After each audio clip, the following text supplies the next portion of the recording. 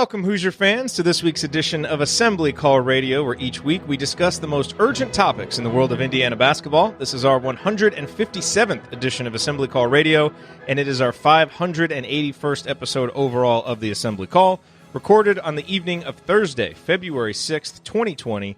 I am your host, Jerod Morris. And let's begin this edition of the Assembly Call how we begin every edition of the Assembly Call, and that is with our Hoosier Proud banner moment. And Indiana is the national champion. When it comes down, Indiana will be champion. Smart takes the shot. The Hoosiers have won the national championship.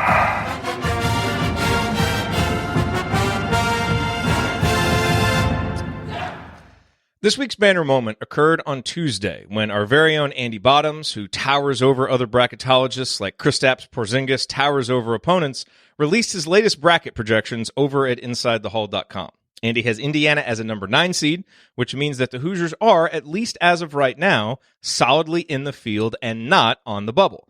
The Hoosiers are one of 10 Big Ten teams in Andy's field, with Purdue among the first 4 out, although that was before their big victory over Iowa, to be fair. The other bracket projections that we pay the most attention to from Coach Tonsoni and the team at Delphi Bracketology had Indiana as a number 8 seed. Mike DeCourcy has Indiana as a number 9 seed.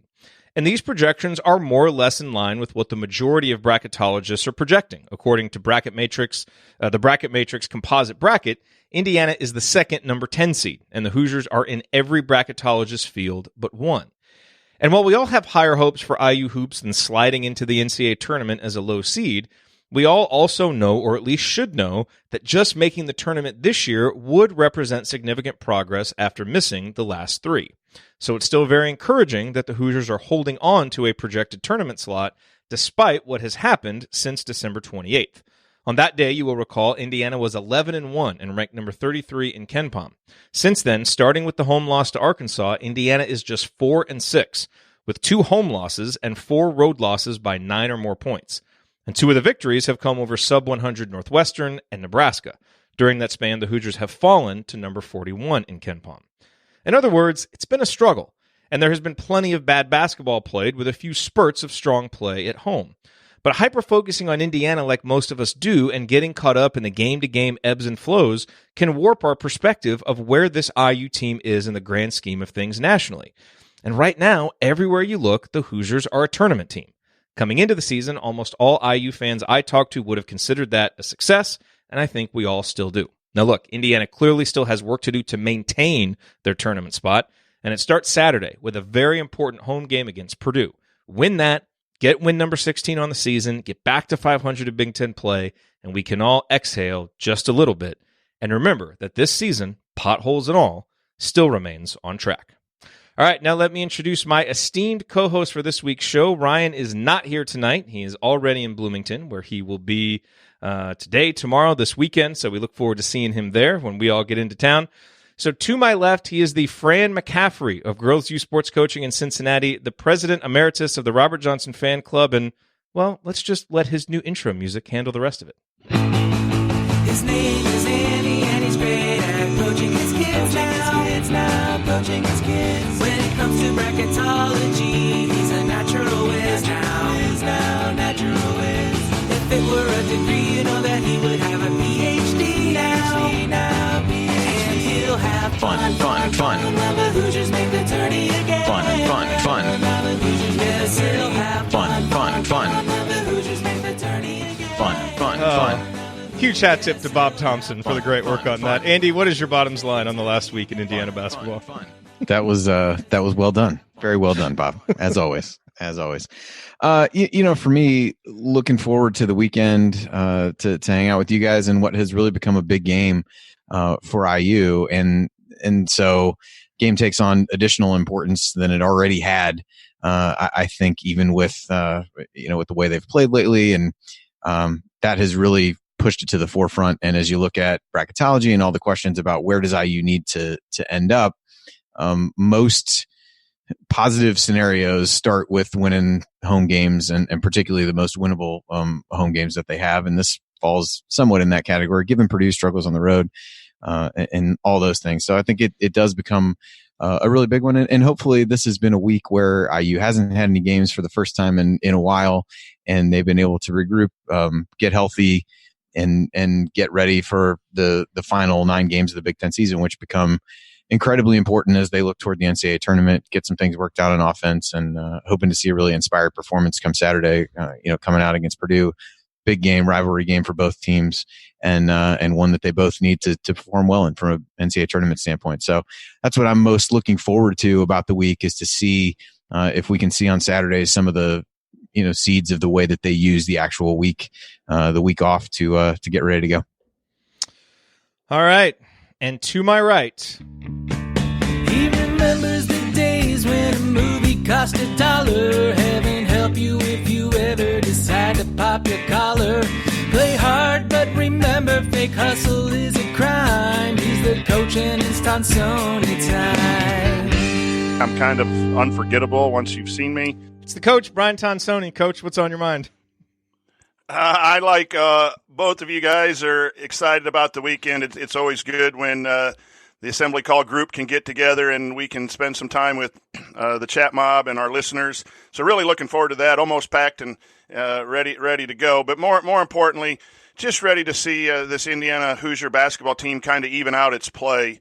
The up and down nature of the season is a frustrating thing for a lot of us. You play well at home and a lot of energy, and then you go on the road and not only lose, but it just doesn't look like the type of team that we expect and we want. So which Indiana team is going to go forward, and can they play a little more consistently game to game, and can they play consistently within the game as well is what I'm looking for. And Indiana is still 15-7. And right now safely in the tournament, and there's a long way to go before they fall out of the tournament.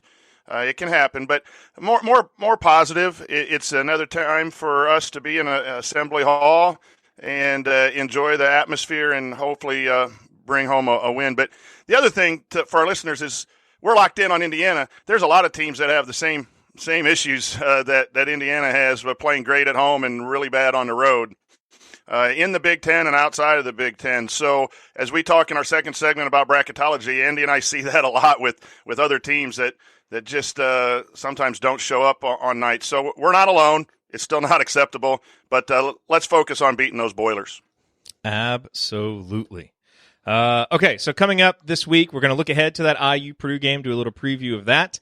Then we're going to dive into some bracketology talk. It's the first week in February. It's time to get serious about that because the bracketology questions are going to start coming fast and furious. And then we've got a whole bunch of really good mailbag questions from you all, so we're going to dedicate a lot of time to that. All of that coming this week on Assembly Call Radio. Before we get to all of that stuff, a quick reminder about tickets. If you are looking for tickets to IU basketball games for the remainder of this season, including Saturday's game against Purdue for the Hoosiers at home in Bloomington, and I checked yesterday or the day before, and there were still some pretty good tickets on SeatGeek.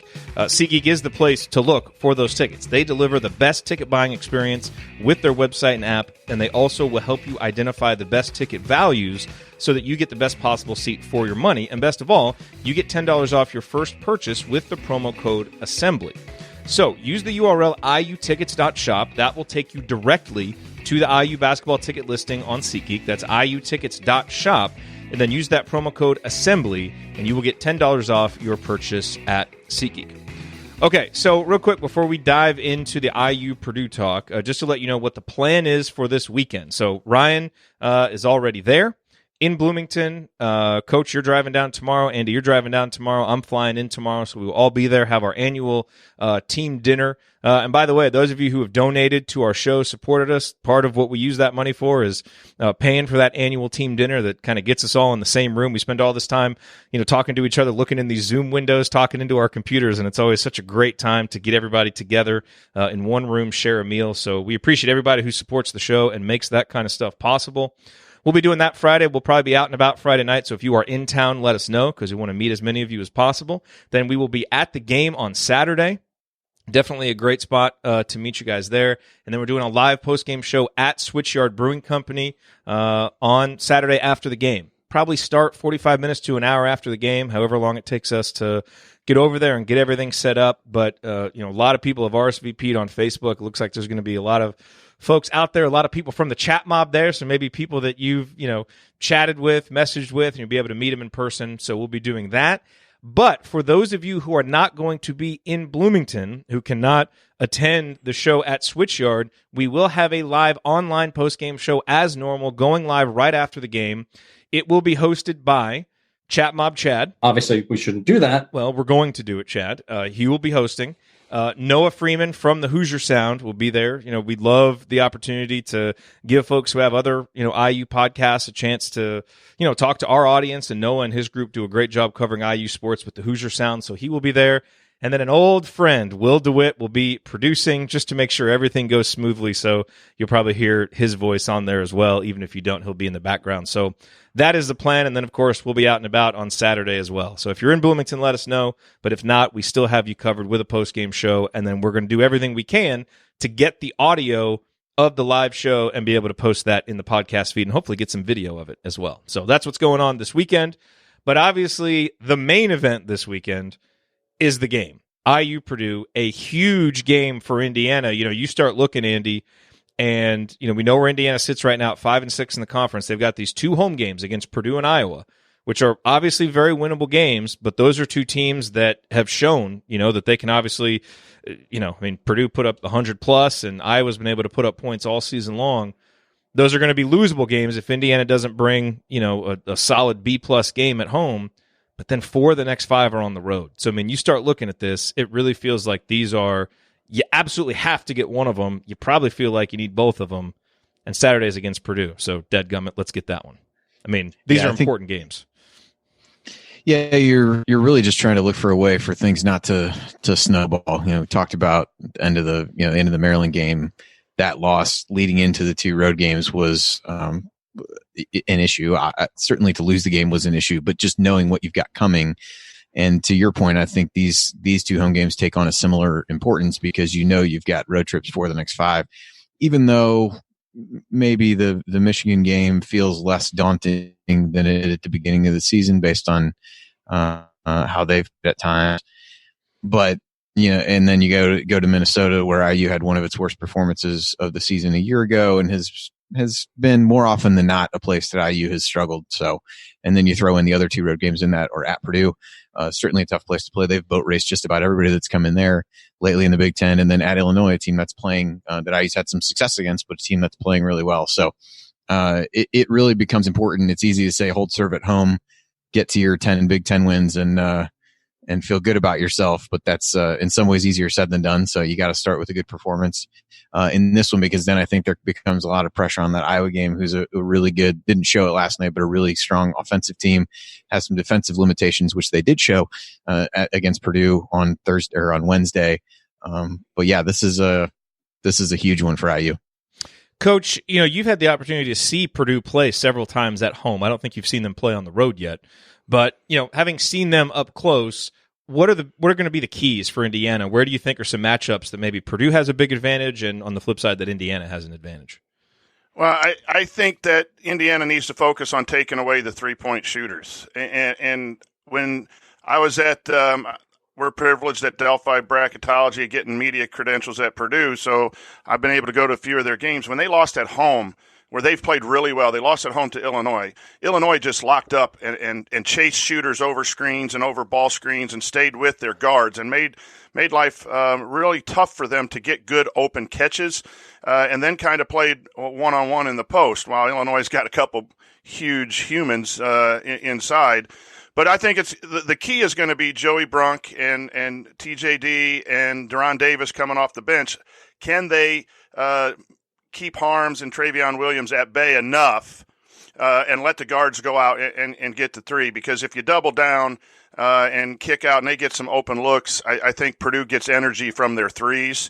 And the other night they hit 19 of them, I believe, and scoring 104 points. And once you get 2 or 3 or 4 of those to go down, then it becomes contagious. So I thought the best game plan that I have seen against Purdue at home, where they're really good, was Brad Underwood in Illinois, and they were just really tight on the 3. So that's that's where I think Indiana's got an advantage or needs to, pay attention to. And then the other thing is Purdue's great defensive team. So you're going to have to find a way to get that ball inside. I think you can go at Trevion Williams with some up and under moves. I'm not sure he's the greatest defender. And what are you going to do to draw Harms out away from the floor? Because he's a tremendous shot blocker. There's some games within the games that, but hopefully the road Purdue team shows up and not the 104 home team. Yeah, that was some offensive performance they put on, and they, their play has been better on the road. They had a couple of really bad road games to start Big Ten play against Nebraska and Illinois, and they haven't won a ton of them recently, but they've been competitive in them, which is kind of the difference between them on the road and Indiana on the road. You think back, Coach, to last year's game at home, which it was not pretty basketball. Was it 48-46? I think was the final. But, the big key coming into that game was how is Indiana going to defend the three? And that was maybe the best three-point defense they've played in the Archie Miller era. I mean, they were all over the place. I think it was almost certainly the best defensive game Al Durham has played in his career at Indiana. And so if you can get that kind of intensity and that kind of just, being locked in on the scouting report and doing all those things, I agree with you. I think that would be a really big step for Indiana in this one. Andy, as you look at it, what are some of the keys to victory for you? Yeah, if you look at conference-only efficiency numbers, a couple jump out. One, Purdue first in offensive rebounding rate. IU is actually first in defensive rebounding rate, so that's a strength-on-strength thing there, which is not all that shocking for teams that more than most are comfortable playing two bigs.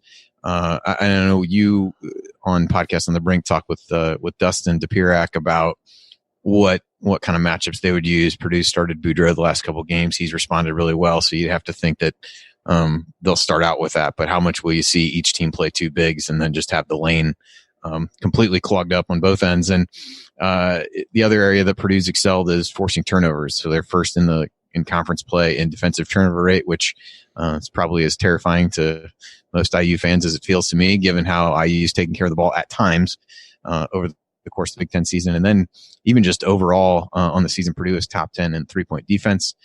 IU, more often than not, does not need help shooting poorly from beyond the three-point lines. So those are a few things, at least statistically, that stand out, that if IU is able to reverse some of those trends or keep Purdue or negate some of those strengths that they have, I think that would go a long way toward winning what I would expect will be a pretty ugly game in a way similar to last year. Purdue's they're 341st in tempo out of 352, so they want to try to slow it down. I think with their personnel this year, that makes a lot of sense, that they don't really feel like they have the firepower to get into an up and down game with people in the way they did last year. But I think your point is well taken about how well IU played defensively last year against a much more talented Purdue team offensively. So they're able to bring the same effort, have the same success. That would certainly bode well at home for IU. I've heard nothing.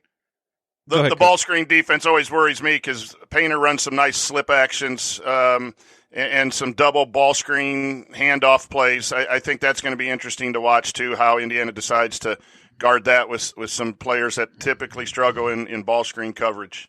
Yeah, Ohio State really had, for reasons unbeknownst to me, despite the fact that I did not watch the second half live because I had to go to one of Mallory's games, I watched it, and there were so many plays that Ohio State got either directly off of having guys slip ball screens or as a result of getting IU in rotation from guys slipping ball screens where they just got wide open threes in the corners based on the guys they had stationed there. So that's a good point to watch for that. One guy who would really help in this matchup would be Race Thompson. I don't think anything official has been said. I'm not expecting him to play. I have heard, some good things about him possibly being available for the Iowa game, which isn't until next Thursday. So that's one nice thing is Indiana has obviously had, some time off to kind of rest and hopefully improve themselves. Last question, Coach. Do you have a gut feeling either way on this one? I think in the Big Ten, you always feel better when you're at home. So I have a gut feeling that the atmosphere is going to be incredible, and the players obviously play better at Assembly Hall, and we're going to get the Indiana team that played well, came up short against Maryland, played well against Michigan State, and I believe that's the kind of effort we're going to get. I think it's going to be a close game, but I think Indiana ends up pulling out a victory over Purdue on Saturday. Ryan, your thoughts on Purdue? I think Harms is largely a stiff. Okay, well, at least you're consistent on that. Hopefully that's how he plays on Saturday. All right, let's move on. Coming up here, let's talk bracketology. You know, we are fortunate to have two of the best bracketologists in the business right here on our show, so let's pick their brains about what Indiana needs to do down the stretch to make sure they don't miss the NCAA tournament for a fourth straight season, and just what the overall landscape looks like. Stick with us here on the Assembly Call.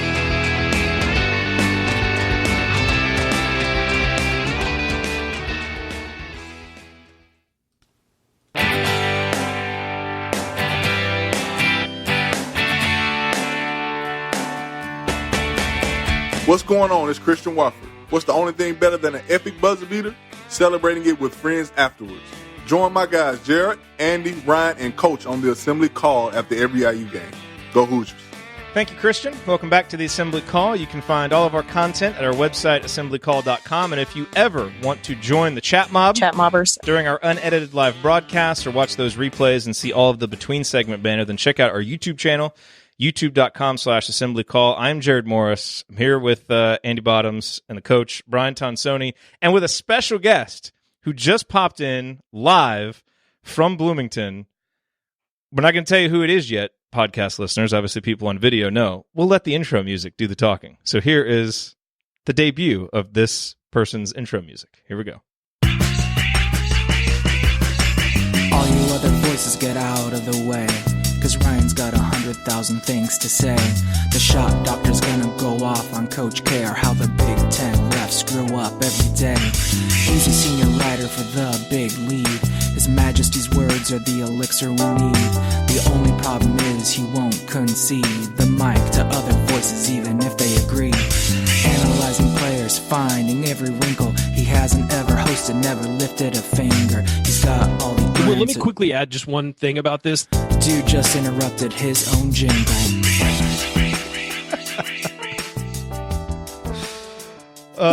We gotta give some applause to Bob Thompson, because that was really good. That's truly some great work by Bob It was Thompson. great, but it's a little long. Let's cut that down. It's okay. It is a little long. We won't use the entire thing for all the intros, but That's you fair. know, That's fair. Just have a good fade out point. We will. We'll have a good fade out point. But I thought because he emails me, he's like, "Hey, can I get some clips of Ryan interrupting?" I'm like, "Yeah, sure." They're easy to find. Had to get deep in the archives for that. That's Yeah, good. seriously. Ryan interrupting his own jingle. That's just fantastic. So anyway, glad you were able to be here for the I haven't heard debut. Andy's yet, so I'll have to listen back after I'm off of it. You will. Andy's is good too.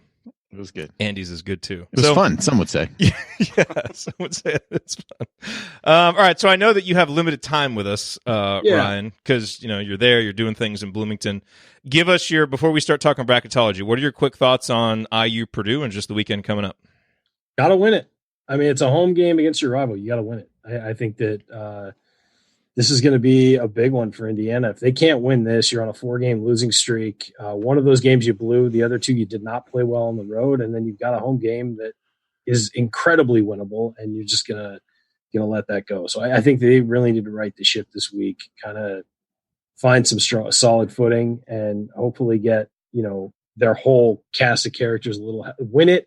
Get a little healthier, and I think it was Iowa next. I haven't even looked at the schedule today, but it's get ready to move on to Iowa and hope that you can have everybody and ready to go for that. But you got to win. I'm sorry, it's a Saturday home game against Purdue in the middle of a tight Big Ten season. There's no year where it's acceptable to lose that game. You've got to win that game, and especially with what Purdue's done this year, they have not. They've had games where they've been impressive, but for the most part, it's been a very average season for Purdue. Got to beat that team. I mean, you just have to. And you have to play well. You have to play smart. You've had a week off to prepare, too. There's no excuse for losing this game. And Archie has not beaten Purdue. And given how well they've played at home and how poorly Indiana's played at home, it's not likely to happen up there. So if he doesn't want to exit his third year without a victory over Purdue, got to get this one. I agree with you. This is it's not a must-win technically, but it's one of those for a February 6th game. It's about as close as you're going to get to one of those, given the opponent, the stakes, all that. Yeah, and you're right. Plus, we're there. Come on. We came for a Purdue game specifically to go to a Purdue game. You got to win this one. Come on. Absolutely. All right, Ryan. Thanks for popping on. Feel free to hang out if you want to, but obviously you. I gotta go to bed. You gotta go to bed. Plus, you guys were going along just fine without me. I think that you'll survive. Okay. Thanks for popping on, man. We'll You're see you welcome. tomorrow. I'll see you at dinner. Yeah. See you tomorrow. See ya. Yeah. When are you guys getting in? That's the quick question. I'll get into Anybody- Bloomington around 6. And Same. Andy's coming in the afternoon, right? Yeah, we're planning to leave in the morning, so we should be there lunchtime, early afternoon, I'm guessing. Ring me up, Bottoms. All right, we'll do. Later, guys. See you, man. Okay, so let's talk bracketology, guys. So just, in case people have forgotten how good you guys are, bracket matrix rankings overall, Andy currently number 11, which means he's like the Maryland of the bracket matrix. I don't know what he's going to think about that comparison, but Maryland's ranked number 11 right now. Delphi Bracketology number 13. So, Coach, you guys are the Seton Hall of the bracket matrix right now. And just, for kind of comparison of what that means, Joe Lunardi, perhaps the most famous of all bracketologists, he's number 55, which is Louisiana Tech, which is a surprisingly good record for Louisiana Tech, one of Indiana's non-conference victories. So we're not, we don't say that to disparage them or him. Should put Jerry Palm on there. We'll throw some shade at Purdue if you really want to dig the knife into somebody. I didn't scroll down that far. So, but no, you guys do a great job with bracketology. It's definitely a point of pride for this show. So let's hop into these questions. First one from Dan. Andy, I'll go to you first. He says, I try to stay positive with the Hoosiers, as I hope all alumni should. My question, what do you honestly believe the odds are that this year's team will make the big dance? I think predicting much of anything with this year's team based on what we've seen so far is probably challenging. But if this team plays like it has over the course of the season, wins some of these home games, I feel pretty good about it. I think, as Coach mentioned at the beginning, unless you're doing this on a regular basis, you don't have a great feel for how poor some of the resumes are right around the cut line.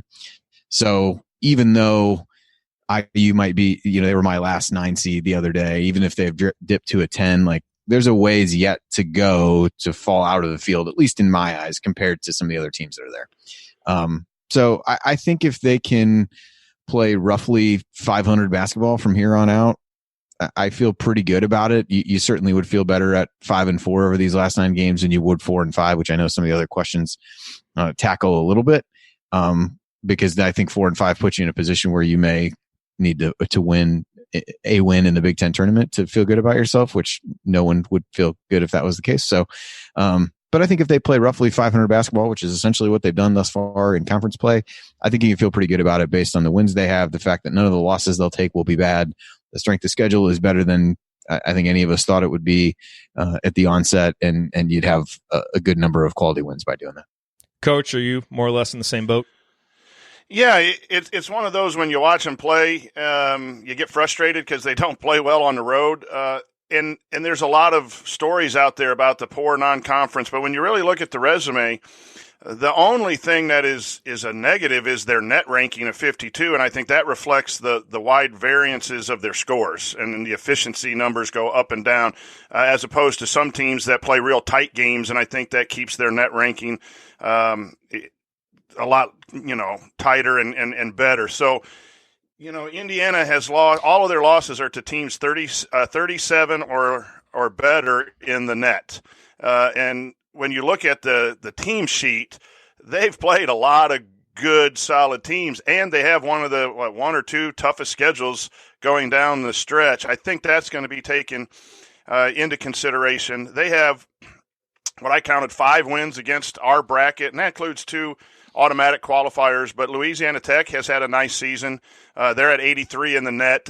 Sometimes everyone focuses on the big wins and the losses, but that's just a good win, top 100 win.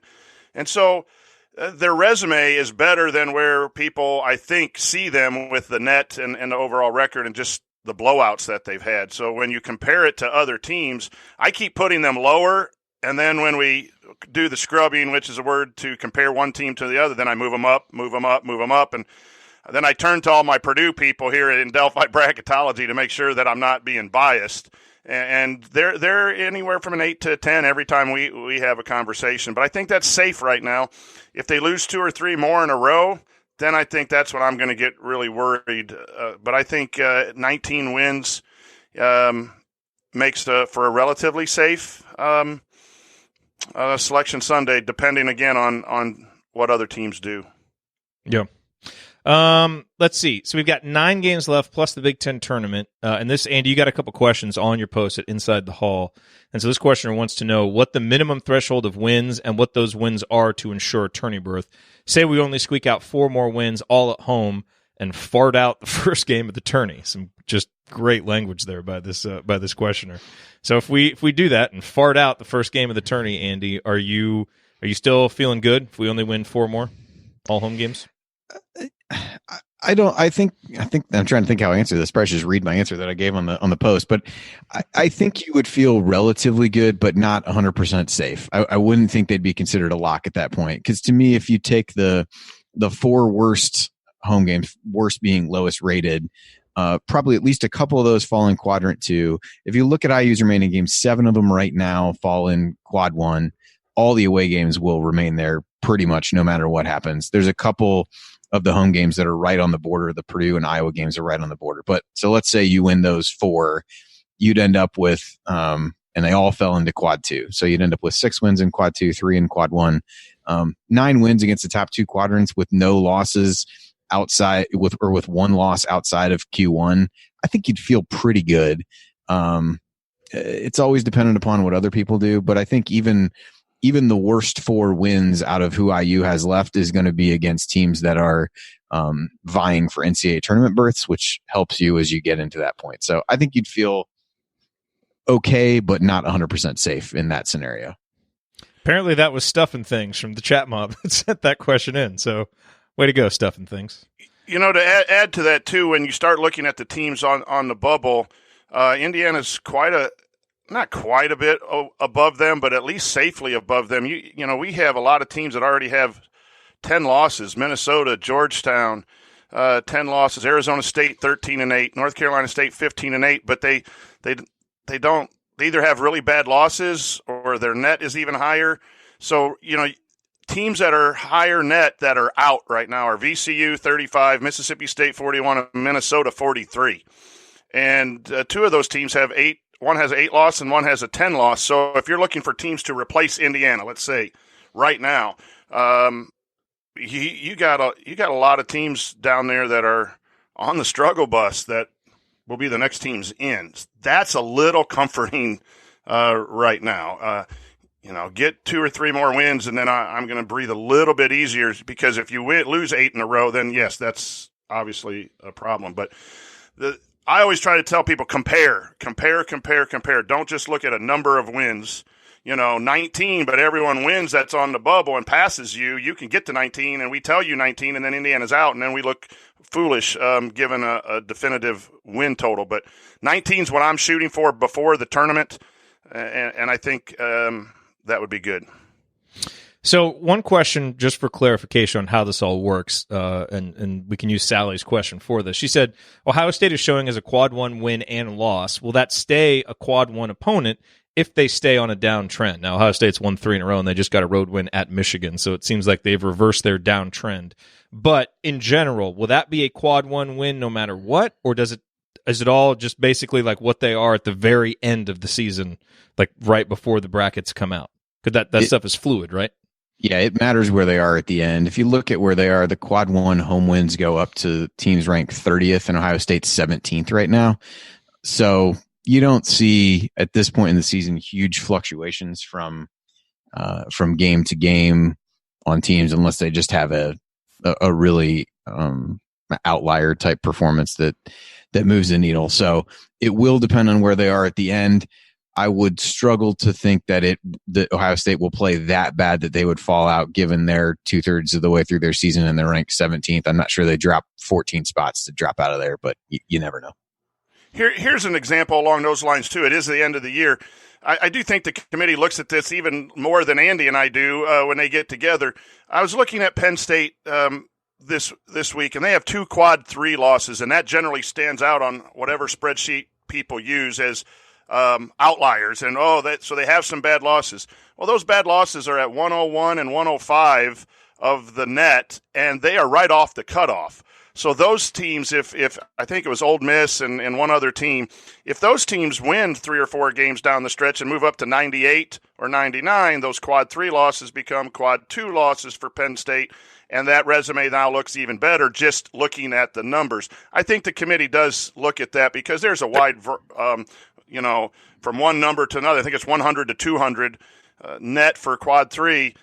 Losing to 102 is a lot different than losing to 199, and I think the committee, when they really start looking at this, knows the difference even inside of the quads. And with that, even quad 1 and 2, they report out different tiers, a 1A and a 1B, to help people understand that. So, yeah, it moves, and that always poses an interesting night-to-night difference for us bracketologists.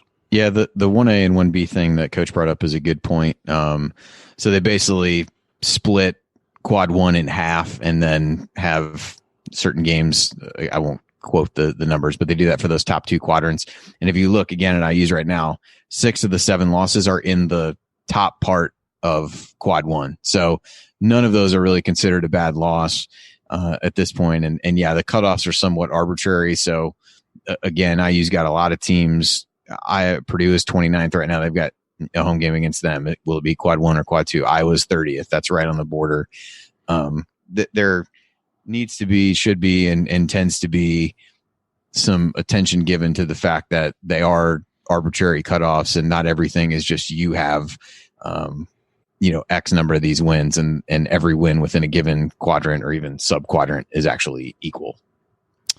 Last bracketology question from Patrick. He wants to know, Andy and Coach, we know what your what your 2 favorite bracketology sites are, obviously, but what is a reliable third site to look at?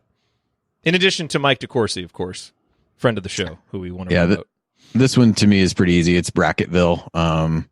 Bracket Guy Dave, I think, is his handle on Twitter. I had him when I did the Bracketology podcast a couple years ago, had him on multiple times. Super knowledgeable. I think he's ranked number 1. If not, he's really close. Has finished toward the top a number of different times. So he's definitely a reliable one if you want consistent track record of really good results and well thought out analysis and stuff that he puts out. So he would be the one that I would pick. Coach? I would second that. I read his stuff all the time, and I follow a couple people that I just enjoy.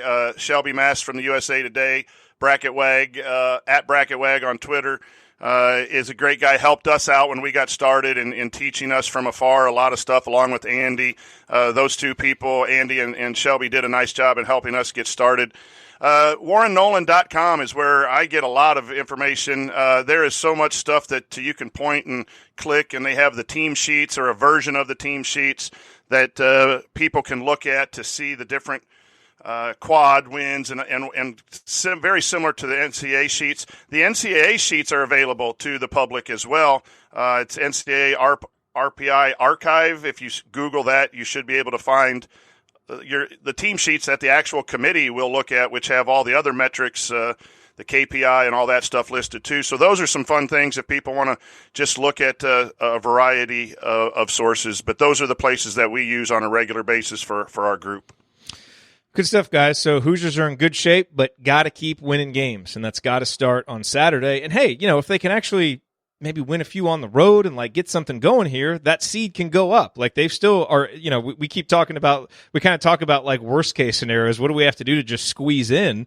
But Indiana's put themselves in a position that if they get hot down the stretch and start playing better, they could get up to a 7 seed, a 6 seed, maybe even higher. So let's see what this team can do, but it's got to start Saturday with a big win over Purdue. All right, coming up in our 3rd and final segment, we will answer more of your questions. The mediocre question of the week is back, so we'll start there. And then what is our most embarrassing preseason prediction? And should Archie get more technicals? That and more. Stick with us here on the Assembly Call.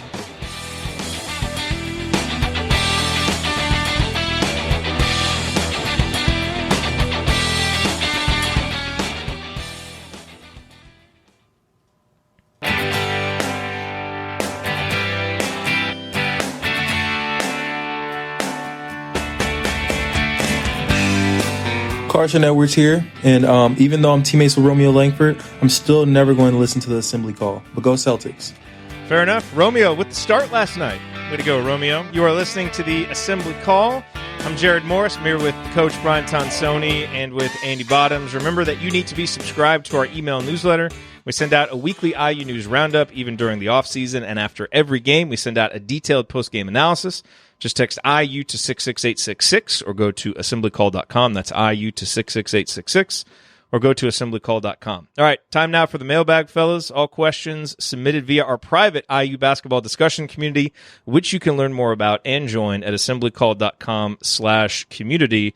And we will begin with the mediocre question. It's not that good, but it's not that bad. It's Jay's mediocre question. Yes, from Jay, who will be there on Saturday at Switchyard, so it'll be good to see him and talk hoops with him. He wants to know, is it a good thing that Purdue just made 100 threes and beat Iowa by 1,000,000 yesterday? I can't see them doing that again on Saturday. Coach, is that like how do you look at that? Will they maybe be overconfident? Or is this a sign that all of their players have turned the corner and are going to be great shooters now? No, you play it as a coach. You just plan for what you were planning for before they unloaded for 19 threes. You knew they are capable shooters, so that doesn't surprise you as a coach. One game is not leading to another in Big Ten play. If it did, Indiana would have played better the last two games on the road because they had two outstanding efforts, one in a loss to Maryland, and then went on the road and played completely different. Purdue had to have a three-point buzzer beater at Northwestern on Sunday to win at Northwestern, then come home and play, lights out. So they're a good team. They play solid defense. You respect them, and then you beat them. And you don't worry about that. You do worry that they get hot and see it go in, but, again, the atmosphere and the sight lines and all that are a lot different than at home. So we're all right. I agree. Jay also wants to know, Andy, over-under on losses for the Big Ten regular season champ. He's setting it at 6.5.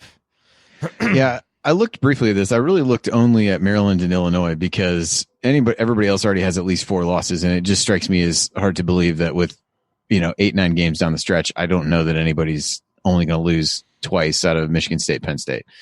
So Maryland, given how they have generally played on the road, they've got 5 road games left, including at Illinois, at Michigan State, at Ohio State, at Minnesota, and at Rutgers. Wow. So they would have to, win all their home games and lose just 3 of those. I suppose that's possible. And then Illinois is the other one. They might have the better chance to do that. They only have 4 road games left at Rutgers, at Penn State, at Northwestern, and then at Ohio State. But they do have Michigan State and Maryland both at home as their next 2 games. And then they finish up with Iowa at home. So I would tend to take the over just based on how things have been. But if I was picking somebody who could do it and hit the under, it would probably be Illinois. Jay's last question, over under 10.5 drinks for him on Saturday. I'm definitely taking the over on this question. Podcast. Well, I hope not. If it's that far over, it might not be a very good game on Saturday. He's saying before the podcast. I stand by it. I stand by the over. Jay's solid. If you've been with Jay in scenarios like that, I'd take the over. Okay. All right. I'm down with that. Okay, let's see. James wants to know, for each host, what is the most embarrassing preseason prediction that you got wrong and would like to cop to? Also, what is the best preseason prediction that you made that you would like to get more credit for? He said maybe the IU version and the Big Ten version. So I'll go first on this one. Look, obviously, proclaiming myself president of the Devontae Green fan club hasn't worked out yet. I'm not giving up on that because we still have some time left. I'm not saying the heart wants what it wants, Jerod. Don't feel bad. I'm not going to endorse his bad play. We need more good games, but when you don't just abandon your fan club. Like I'm there with him till the end. So we'll see how that goes. But the one obviously that has not turned out well that I was saying over and over again this offseason is that Indiana would be, a decent 3-point shooting team, that we would finish in the top half of the country. That has not happened right now. Indiana is 266th. Part of the reasoning there was that, you take away Juwan and Romeo and their high volume of low percentage 3-point shooting, and our other guys, they would get a higher percentage of the threes and we'd make more. And that part of it hasn't been too far off. Devontae's shooting 35.9%, Rob's shooting 37.2%, Al's shooting 35.9%. So, those 3 guys, if you take their average, that's a pretty good 3-point shooting team right there. The problem, and what I didn't expect, was that Armand Franklin would shoot 23%, and Jerome Hunter would shoot 26%, and Demezy Anderson would shoot 22.9%. So you've got those guys dragging down the percentages. If Jerome can continue shooting better, if Armand, can kind of get clicking, that 3-point percentage can go up. But obviously, that hasn't worked out like I thought it would, and it's really hurt this offense. So that's the biggest one for me. That I'm hoping it turns around a little bit down the stretch, but I've been very disappointed in that. Coach, do you have one that you want to cop to? Man, it's been a long time for this old man from the preseason. I'm not sure I remember what I said in the preseason. To be honest, don't pull out the old man card right now. Yeah, I am. I would say the one I don't remember exactly, but I probably was a little bit high on the defense, and I think that I've been a little disappointed in where the defense metrics are in the 40s. I thought Indiana would be a lot better defensively, especially with the pick and rolls. I did make a comment after the Florida State game about Devontae being all Big Ten. I will put that on. I will take that as a really bad take. I think. Again, I think I was okay with I thought Indiana was pretty good in the preseason. I thought they had a chance to go undefeated, and short of 8 minutes against Arkansas, I thought their preseason play was up to what I had thought. So that's where I would go without absolutely remembering. It's a true old man card, to be honest with you.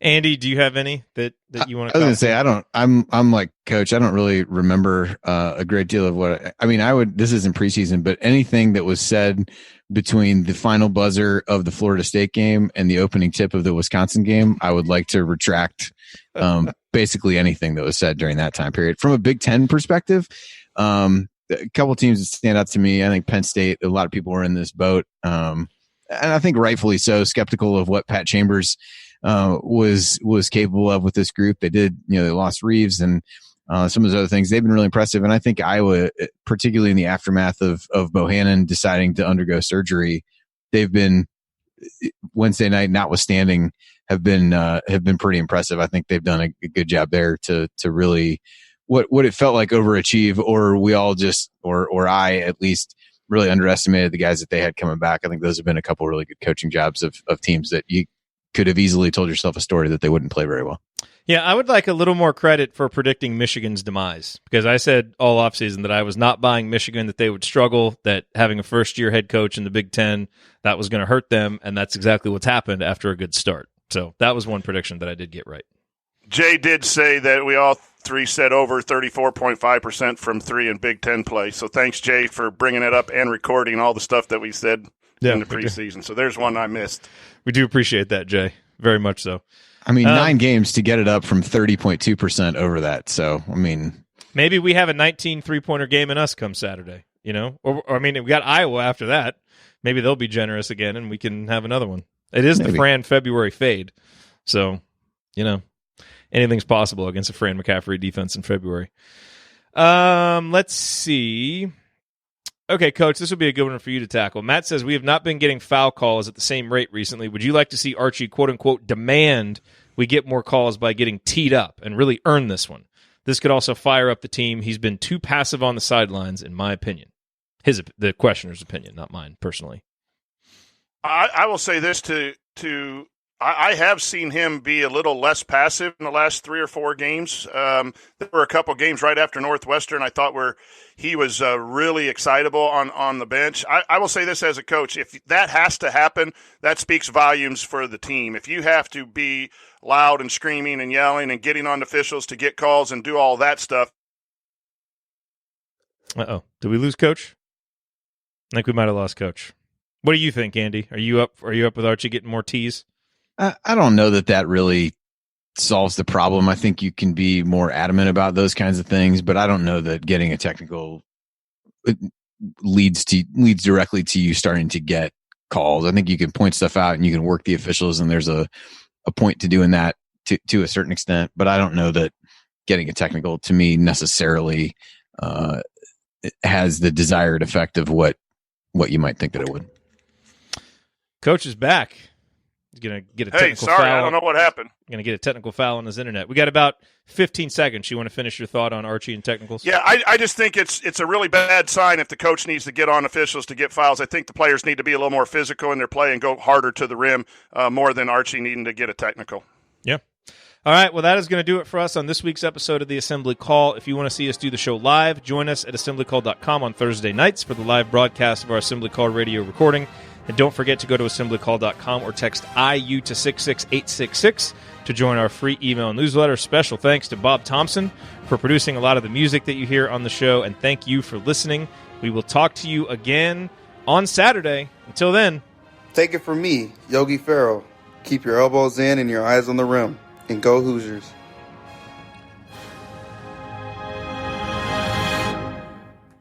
Thank everybody for coming out. All right, I got to get out of here, folks. Thank you. Here I come. This is Stunt Sony.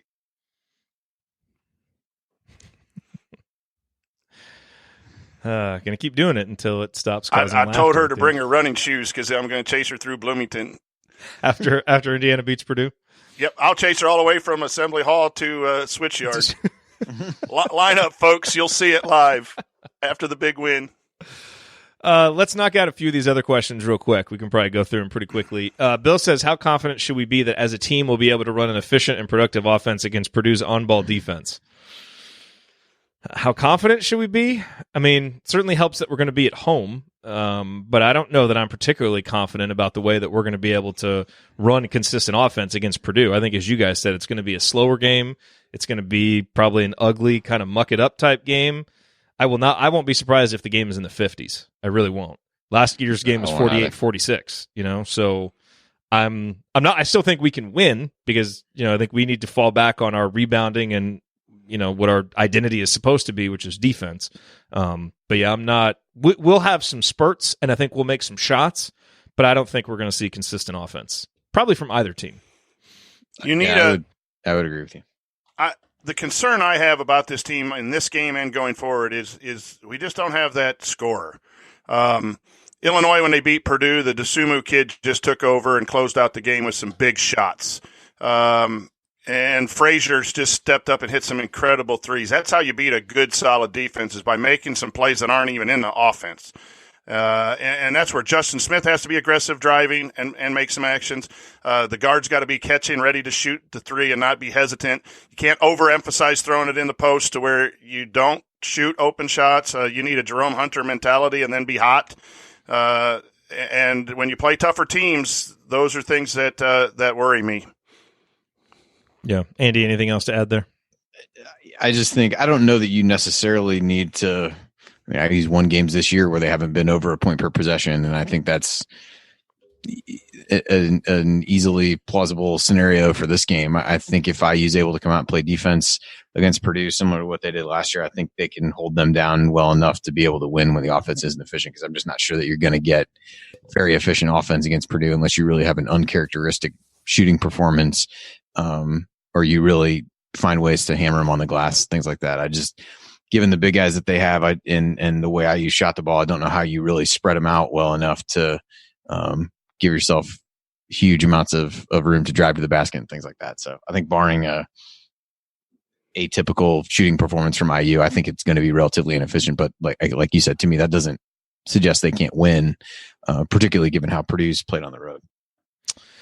So from Patrick, he said, this was posted earlier this week, and this was a tweet from Hoosier Sports Live. It said, word out of Bloomington is Archie has made a tweak similar to Coach Cal. Wonder what it could be. I have not heard anything about this. I really have no idea what it could be. Patrick says, ignoring the accuracy or plausibility of this tweet, it's a fun thought exercise. He says, I looked into what Cal did, and there are a few takes. One being he told his point guard not to shoot for a day in practice and just make plays for others. Assists went up to 22 on the day. 3-point percentage went up. Another was that Cal began calling all offensive sets from the sidelines. Knowing what we do about our team and Cal, what do you think a possible tweak it could be? Anybody have any ideas? I've employed that even with my third grade team. I've told a couple of our better players that they can't shoot because they don't pass very much and they need to figure out how to find other people and look for other people and dribble with their heads up. So you've never seen somebody look more perplexed than a third grade girl look up at you when you tell them that they can't shoot in the practice. But what are you going to do? I don't know. I would think it would maybe be potentially something with the rotation, maybe doing something more with playing small, if you can, and playing less of the two bigs, and maybe really thinning out the rotation the way that it was discussed earlier, but never really materialized short of through injuries and illness. I'm definitely up for seeing some smaller lineups. And let's see how those work. Not that we're ever going to go away from playing with the bigs because it's a strength, but for some stretches, you don't have enough total versatility to go away from that for but super long stretches. But you've got enough where give yourself a chance to give teams, if nothing else, to give teams a different look that they're not going to be prepared for. Especially when Race gets back. Like we've seen some lineups when Trace and Race have been out there together, where Indiana's played some of its best basketball. I'm thinking back to, I think it was the Connecticut game when those guys were out there and played really well. There have been a couple of other stretches, maybe the Michigan State game, I think they might have played together. So again, you don't go away from it, but to be able to go to that for certain stretches of games, I'd like to see us be able to do it a little bit more. I've clamored for that for a long time, and I'm actually coming around the other way just because Joey is so good and Trace has been our better players. But I always have thought that the game is a one-post player or no post players or post players that can step out like Luka Garza can shoot the three. It's just a different it's a different game in the NCAA. And I know Archie said earlier he had to play a little more, old style type of basketball. And I think that was the best choice, to be honest with you. But it just mucks up the offense and the driving lanes and all of that. And I'm sure I know he's aware of that. And he still knows that it's probably best with the guard depth and everything else to probably play that way. But I do think, smaller is intriguing to me, but then you take your two best players and have to split time.